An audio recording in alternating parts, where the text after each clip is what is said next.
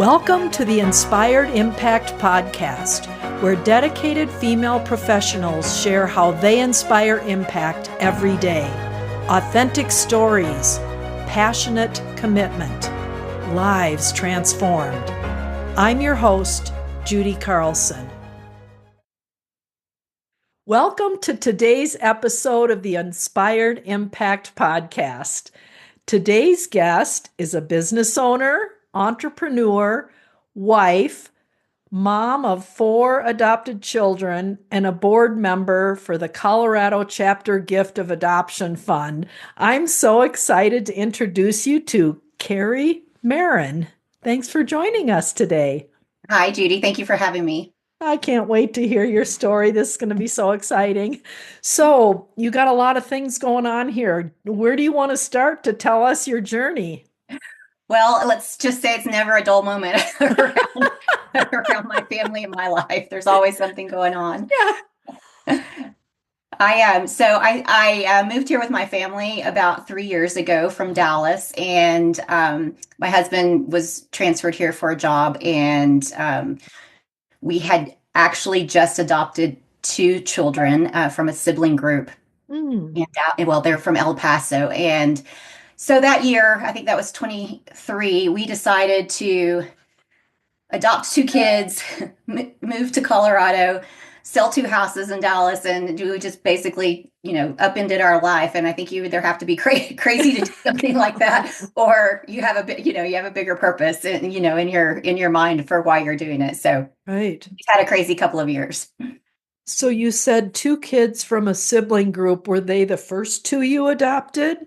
They weren't. So we also have 2 other children that were adopted at birth. One is 16, and we have one that is 12. And we adopted them the day they were born. We received them. And then this sibling group, we adopted through foster care. So they were 9 and 10 years old when we adopted them a little over 3 years ago. And there was a reason for doing that.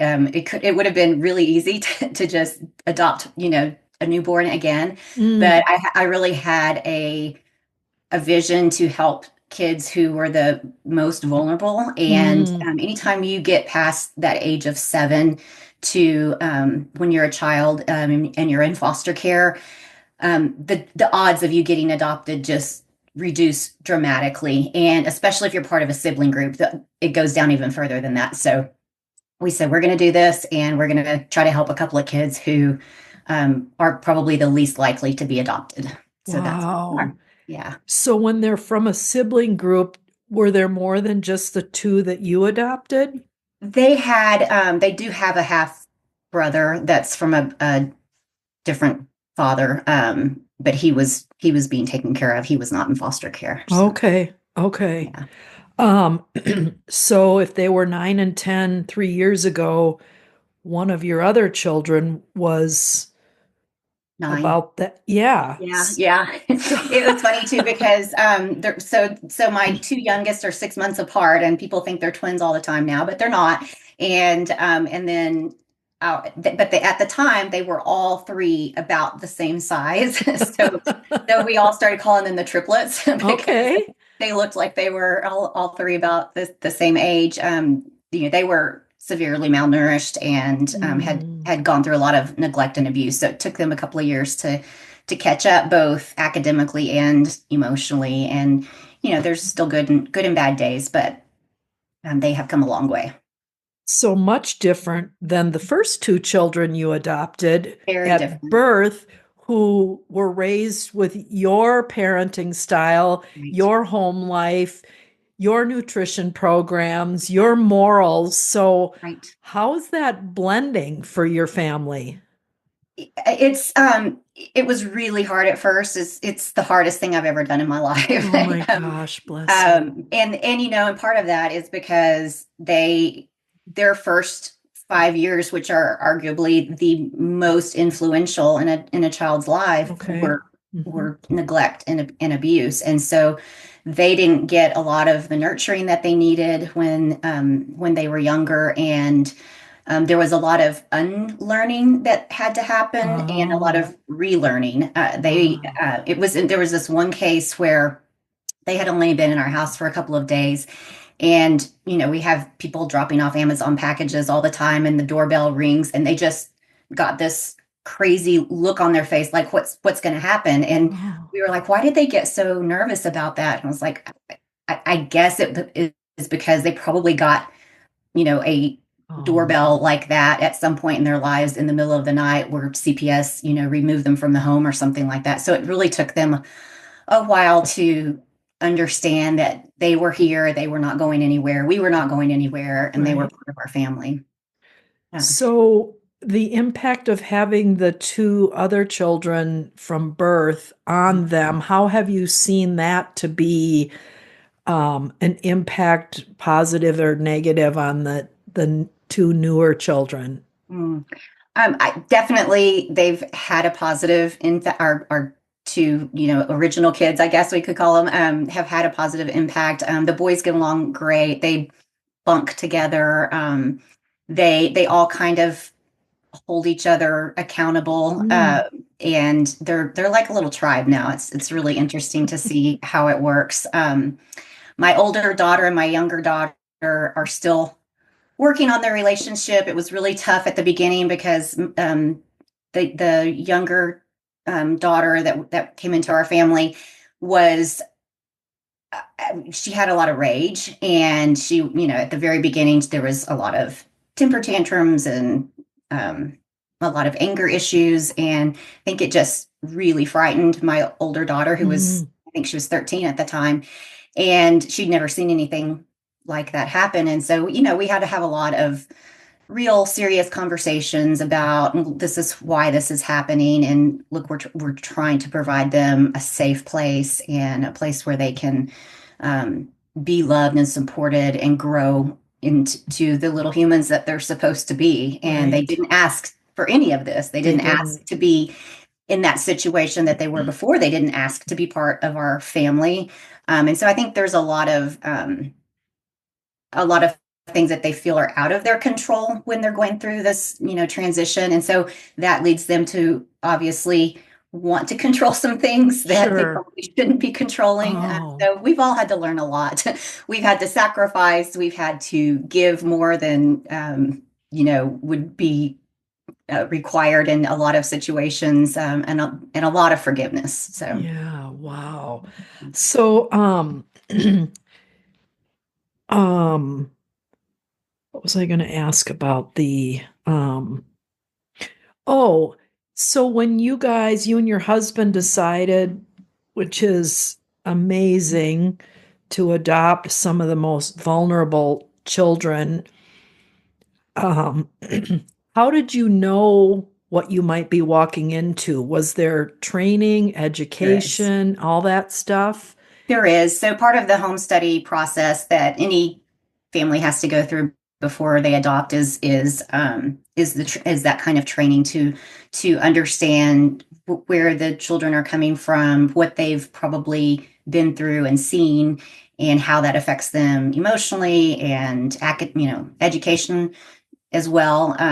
My daughter was two to 3 years behind academically, so she was supposed to be in fourth grade, and she was really, her math was more like a first or second grade student. And so we've worked really hard over the last couple of years, and she's at grade level now, Wow. which is amazing. She doesn't necessarily like math, Okay. but she's doing the work. So Okay. it's amazing what the support of a family and the Yeah. love can do for these kiddos. And my son, who is her brother, has just really flourished in, he loves all things math and science and robots, and Wow. he's very talented in a lot of ways, and so he's really just blossomed and grown a Wow. lot in those 3 years as well. So three of your children must all be in the same school, or? They're all three in middle school. Okay. And Yeah. are they in different grades or? Two are in sixth and one's in seventh. The two youngest are in sixth grade. They had one class together.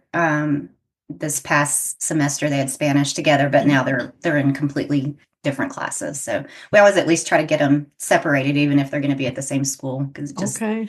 yeah. And then your oldest, which is a daughter, I'm understanding, is in high school now, or? She is. She's a junior in high school, and we're getting ready to go through that phase of figuring out where to go to college and what she wants to do. And it's interesting because we adopted her from Mexico, and she was our one, our only child for 5 years. And we thought, oh my goodness, she's a very mature and discerning person, and was always just the good kid. And Yeah. we never had any trouble with her. And my husband and I were like, oh, this is easy. Let's throw, a few more in here. And I was like, God did that on purpose so that we were roped in and we were ready to go, because this has been anything but we wouldn't trade it for the world. We tease each other all the time. We're like, what else are we going to do with our lives? So. So then the second child you adopted is a son, and where was he born? Yes, we adopted him from Wichita, Kansas, Okay. and he just has the most amazing story. We have an open adoption with him, Okay. with his birth parents, and I didn't know what an open adoption was when I was going through all of this. Um, and a lot of people there's degrees of how open you want to be with a birth family. It can just Okay. be, we send them a letter or pictures every 6 months, up to, maybe they get to see their biological child once a year. And we just went all in and said, we want, and this was on the very first phone call that we had with her, with his birth mom. We said, we want to be as open as you want to be. Okay. And she's like, well, I don't understand what you mean by that. And we said, well, we know that they've told you that you might get a letter and photos once or twice a year, but if you want to have a real relationship, and we believe that that's the best way for this child to grow up, is to know who and where he came from, then we're all in on that. And so it's amazing what happens when you just don't have any fear in love, because No fear and love. they've become an extension of our family. And Really? yeah, we're vacationing with them at the beach this summer. Oh so, my so gosh. it's just been an amazing, just really an amazing gift and relationship that we have. They actually, his birth parents actually ended up later getting married and having another son, who's my son's biological, full biological sibling. Oh, And I don't think that probably would have happened. I think she would probably say the same thing. I don't think that would have happened if she had not placed him with us.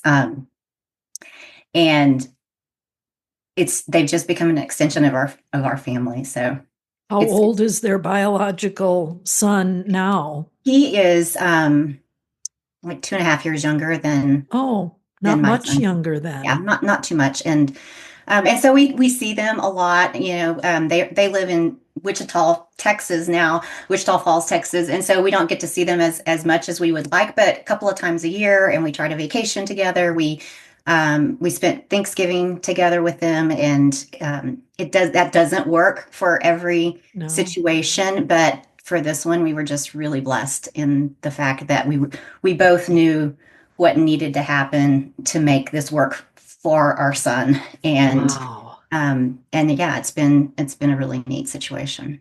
Now, with your first adoption, your daughter from Mexico, is there any knowledge that she has of her biological mom, or? Her biological mother passed away when she was 10, and we did not have any communication with them. We did know some of her extended family. They were uncles, Mhm. but uncles that were her age, if Oh, that makes sense, because yep, grandma was still having kiddos. yep. And so we actually met the lady who adopted her uncles, and she lives in California. So they've been able to keep a relationship up.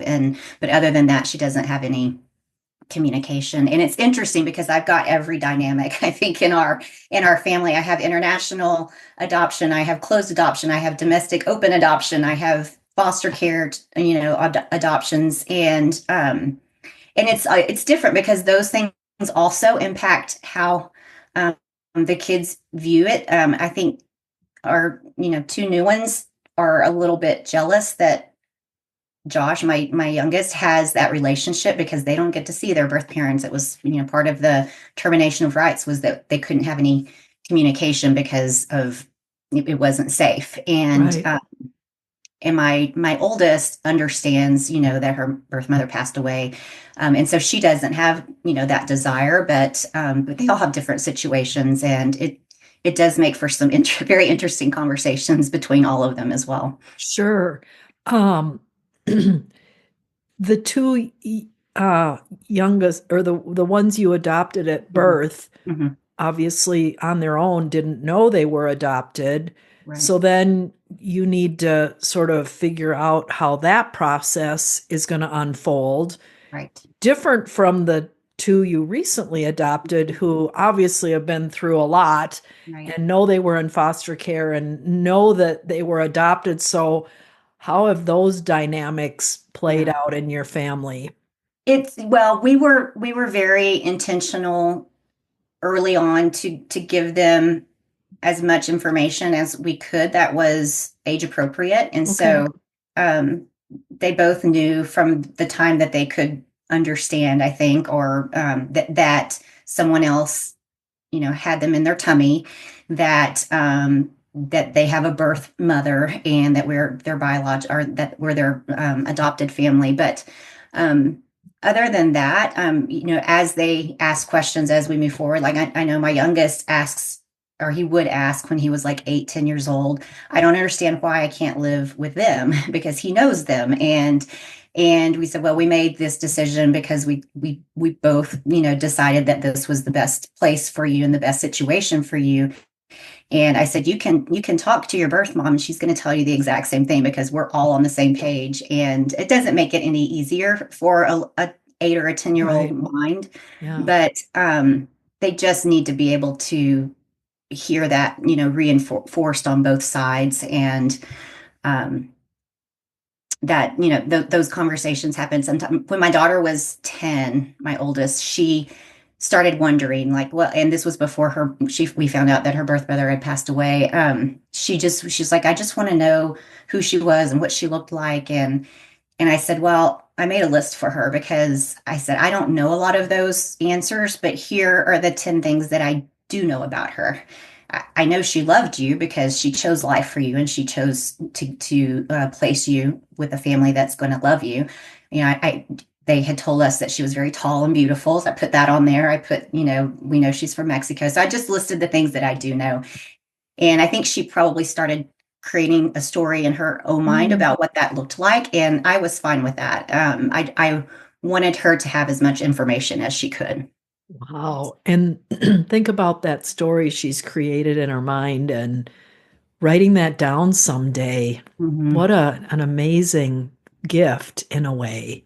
Yeah. Different from, you know, kids with their birth parents and not any of the other situations.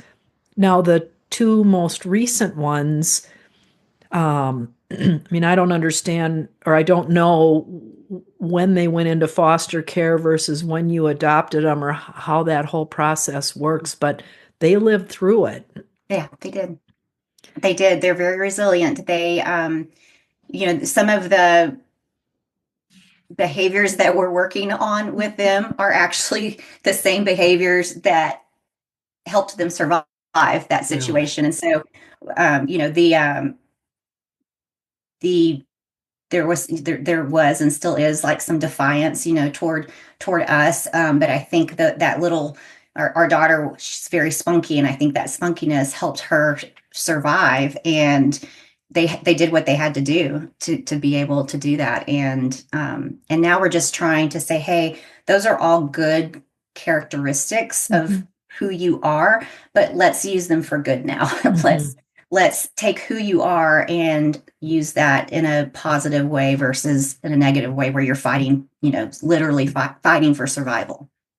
So, I'm not sure how familiar you are with it, but tell me a little bit about what you do know about fostering because that was a gift that was given to those two children as well. Is that right? Yes, definitely. They were with a foster mother. She was an older lady for a year, and then they also were placed prior to that with their paternal grandmother for a year. Oh, So really, in the system, they were probably in like what they would consider foster care, was kinship care, okay. for a little over 2 years. Okay. And I think that's right. But yes, I think that just having that stability, and I'm sure she dealt with a lot more severe behaviors than we did, because she got them right after um, they were with their family. But it is a gift, and we fostered them for 6 months. It was just a technicality because had already said, these are our kids. We're not going back. This is permanent, but they require you to foster for 6 months. But yeah, it's a gift, and the system can definitely improve. Okay. This wasn't Texas foster care, but all across the country, the foster care system definitely needs improvement. We got two kids that were on a lot of, psychotropic drugs, and large amounts, and didn't necessarily need them, but sometimes it's a way to just deal with it and not have to worry about the behaviors. And so we took them off that, almost immediately. And so there's that. I think there's also what gets lost kind of in the system is they're struggling through PTSD. It's like a childhood complex PTSD. I'm not a psychologist or a therapist, but I've Right. done a lot of reading and a lot of Right. research on this Right. to try to kind of diagnose where they are, and it gets mislabeled as ADHD a lot. And once you start addressing, the issues that cause the PTSD, then you start seeing them not have these behaviors that are very similar to ADHD. I So see. it's very interesting. There needs to be a lot more research and a lot more support around that from a mental health standpoint. Sure. So when you thought about adopting kids who are most vulnerable, you're in Texas. You said the children were from El Paso. Is that where their foster parent They were, was? yes. So how did that match occur? We had an agency. We went through Gladney Adoptions, and they do a lot of foster to adopt placements now, Oh, not just domestic or international adoption. The need is so great for adopting from foster care, and they matched us after we'd gone through all of our training and the home study and everything. They matched us with them, and we flew to El Paso and spent the weekend with them. And she actually came running out the door to me, and she's like, "Mom!" And I was like, "Wow, that's a whoa. little soon." But this little girl needs a mom. So Oh, wow. The yeah, it was spunky one. heartbreaking. Yeah. Yeah, bless her heart. Oh my gosh. I'm overwhelmed at the gifts that you're giving to these children and all out of the goodness of your heart for It's been their hard, but well-being. it's definitely been worth it. Yeah. So then you arrived in Denver and um, you're part of the Gift of Adoption Fund. We haven't touched on that yet, but I want to learn more about that and how you got connected and what else you do to share your story so that others are encouraged. Yeah.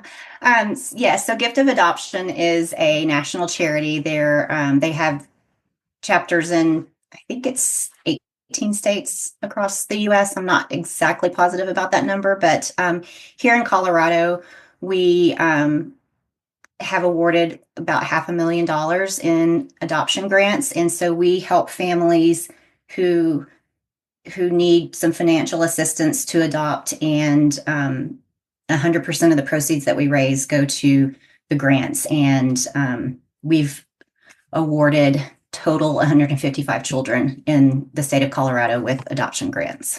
So, what would cause a person to reach out to the Gift of Adoption for a grant? How does that surface? in the A process? lot of domestic and international adoptions can exceed $50,000. It's a big chunk of money for legal fees and home studies and travel to, to meet your children and pick them up. And a lot of families, what we're seeing, because I'm on the grant committee to approve Oh, the adoption grants, we're seeing, very middle income families who don't make a ton of money but want to give a child a family, and that's a really big lift. yeah. $50,000 is a big lift, and so we want to help them complete their adoptions because there's nothing more you can do for kids like the kids that we adopted, than give them a safe and loving home. And Wow. so our entire goal is to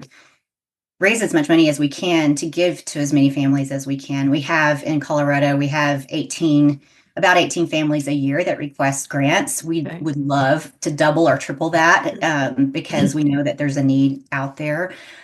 Probably how they reach us, is when they're trying to figure out how they're going to pay for things. The agency would probably say, "Oh, you should just go Google grants for adoption," and Oh, our wow. name probably Pops comes up. up. And so, yeah, we give across specific to specific state adoptions. So anyone who's requesting, it's designated by each of the chapter states. Okay. Um, you mentioned fundraising. So how does that happen? We have a couple of different fundraisers that we do over the years. We have coming up on, actually it's already started. We do a March Madness break. What do you call it? A bracket, a March Madness bracket. You can tell Okay, cool. I'm Yeah. familiar with it, but that's Yeah. happening right now. And you can go to giftofadoption.org/Colorado to see all the details about that. We have a golf tournament that we have in September every year.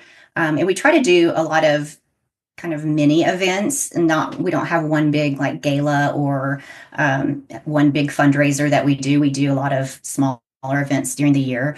And you can also just donate on the website. It's easy to do that as well. And I have part of my philosophy, and the reason for doing this is we have a lot of people say, "Oh, well, I can't adopt. It's just not possible," or "I just don't have the means," or "I don't feel like I'm called to that," or I would never feel like they're my real kids. I get that a lot. Or don't don't you want your own kids or your real kids? I'm like, they're my kids. Yeah, they are. Do you see what we've gone through? They're my kids. Hmm. And I guess the thing that I would say is, there's an author, Max Lucado. Yeah. He has a book that's called Outlive Your Life. Okay. You were made to make a difference. And he says no one can do everything, but everyone can do something. And that's how I feel about adoptions. Like, you don't have to adopt to give a child a family. There's a lot of other things that you can do.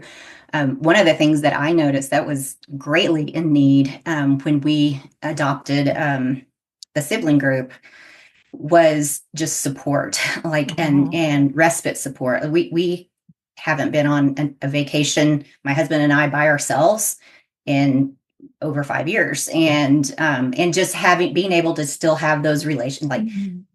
have like spend intentional time working on those relationships. I mean, they take up a lot of time, and even away from our other kids, because we're focusing so much on trying to right the ship with them, and having that respite support where someone who knows how to handle those kids that need a little extra help, and that we can feel safe leaving them with, while we just go spend a little bit of time together. So Right. Oh my respite support is huge. But the idea behind gift of adoption is also, you don't have to adopt to give a child a family. And um, that's that's something that I would ask everyone to think about. There are so many children in just the US alone who need families, and we can all do something. So the people that participate in your fundraisers, is it primarily families, or is it companies or corporations, or how are you It's both. re you're reaching more and more for Mhm. that? Because Yes. Foundations, Oh, corporate foundations. donors, Yeah. individual donors. We've even started looking, I can't remember what they call it, but it's where, wealthy individuals can designate a charity for their funds to go to. Um, so we're doing all of that, and I feel like we're still a fairly young organization here in Colorado. We've had a big turnover of our board, and so we're really growing the chapter right now. And we would love to see our numbers double and even triple over the next couple of years, because the more money we raise, the more kids get to go home to their forever families. Yeah. Mike had mentioned that there were families that, were waiting for some help and there wasn't the funding available Yeah. through gift of adoption. That Mm. is a crying shame, right? When Yeah. where they're ready to go. And the 155 children, do they span from birth to 18, or is there a concentration of? Yeah. I think a lot of them, I don't know the numbers, you know, off of the top of my head, but I've seen a range. I've seen infant adoptions to a sibling group I just saw recently from Colombia. The little girl was 3 and the brother was 13.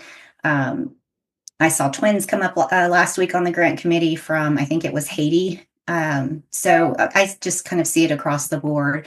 There's just so much need just here domestically and internationally, of course, as well. But we obviously that doesn't, the age doesn't matter. We're just Right. trying to help as many families as we can.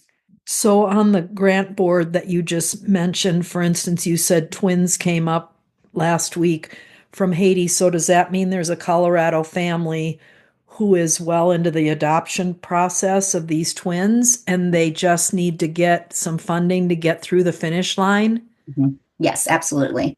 Wow. Yes, and they've probably already done a few fundraisers, and sometimes people dip into their 401k, excuse me, Oh, to do that, or they borrow from family. And part of what happens when you're doing your home study is that you have to give a personal financial statement, and they want to oh, make sure that you've financially can support these children,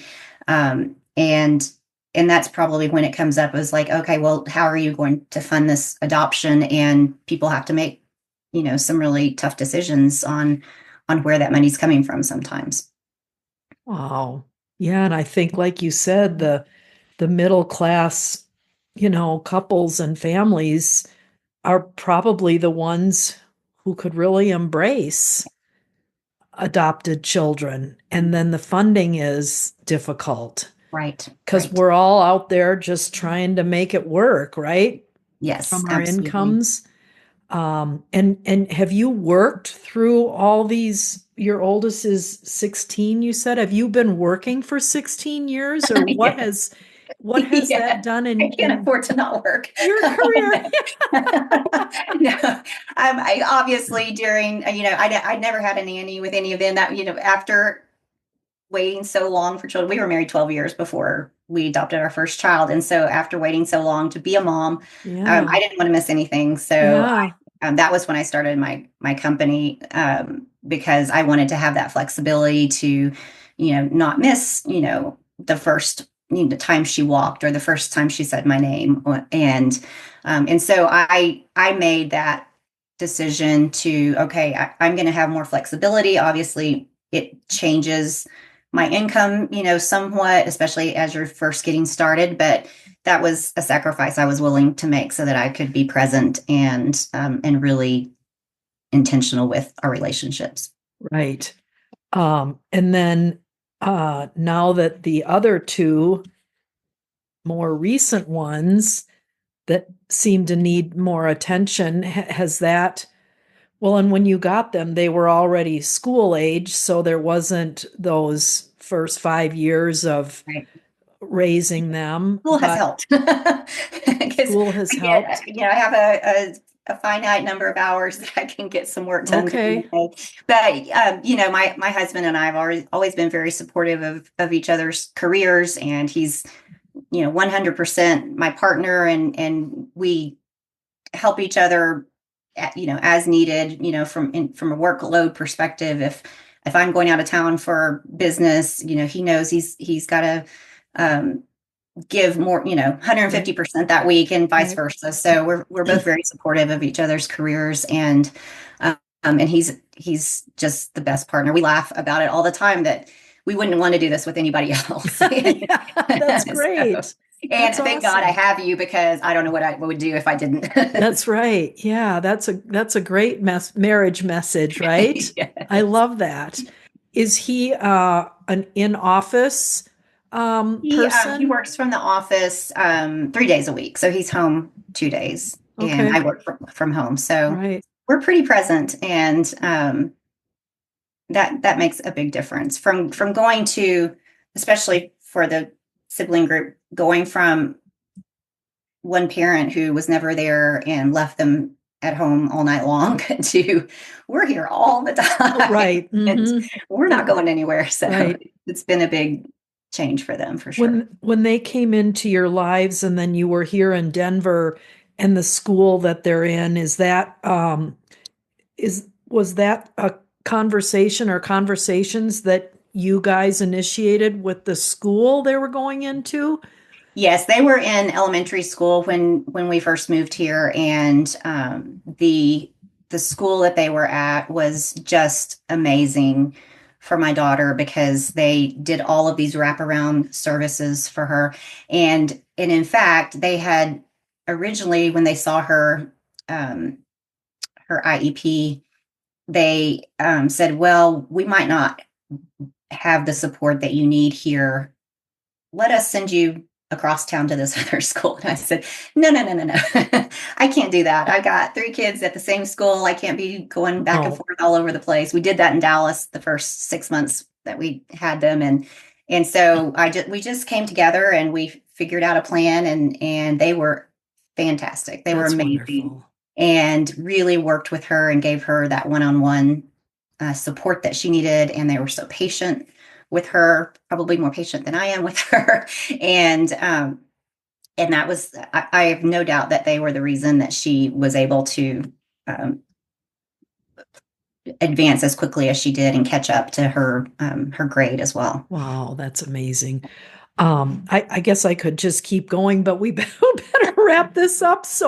But there are so many options people have today to be an adoptive parent, like you and your husband, at all different age levels. There's the opportunities for the Gift of Adoption Fund. So what resources, what information would you like to share with our listeners now, to give them that encouragement, to give them that direction? Should that be something that's piquing their interest, but they just can't move forward through it? And you've just been such an encouragement. Oh, well, thank you. Yes, definitely go to giftofadoption.org. And if you want to go directly to the Colorado page, you just do /Colorado. There's tons of resources on the website there. If anyone is interested in adoption and doesn't know where to start, they can just reach out to me. I love talking about it. I love helping people figure out, should it be international? Should it be domestic? Should I do newborn? What are the pros and cons? And I like I said, I've been through every scenario. So you have. I have a lot of experience with all of that. So I would love to talk to people. When I was in Dallas, I had an adoption support group, and that was one of the things I love doing, is help families, figure out where that best place for them is. So we'd love to chat with anyone who's interested. Absolutely. Wow, you're just a wealth of resources, and your personal experience tells it all, right? Yeah. Wow, thank you so much, Carey. This has been phenomenal. I'm so excited to have met you and share your story. Thank you so much, Judy. It was a pleasure talking with you. Thanks so much for joining us for the Inspired Impact podcast. To listen to past episodes, please visit theinspiredimpactpodcast.com.